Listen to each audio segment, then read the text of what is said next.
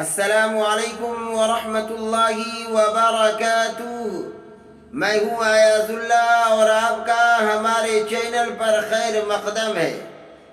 ناظرین، اللہ تعالی نے ہمیں جو اعضاء عطا فرمائے ہیں ان کو کہاں، کب اور کیسے استعمال کرنا ہے، اس کا طریقہ نبی کریم صلی اللہ علیہ وسلم نے سکھلایا ہے۔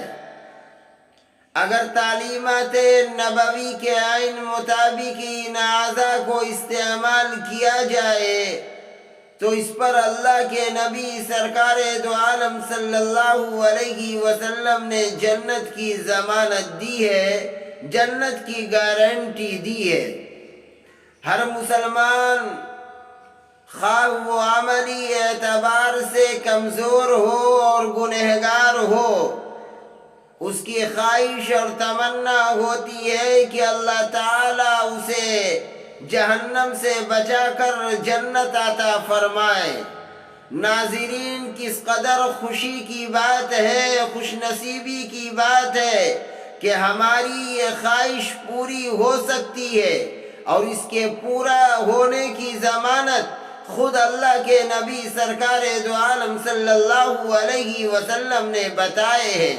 آئیے ایک حدیث میں آپ کو بتاتا ہوں جو السنن الکبریٰ للبیہقی کے اندر حدیث نمبر 12691 ہے۔ حضرت کریم صلی اللہ علیہ وسلم نے فرمایا کہ تم لوگ مجھے 6 چیزوں کی ضمانت دو۔ کتنی چیزوں کی؟ تم لوگ مجھے 6 چیزوں کی ضمانت دو، اس کے بدلے میں تمہیں جنت کی ضمانت دیتا ہوں۔ وہ 6 چیزیں کیا ہیں؟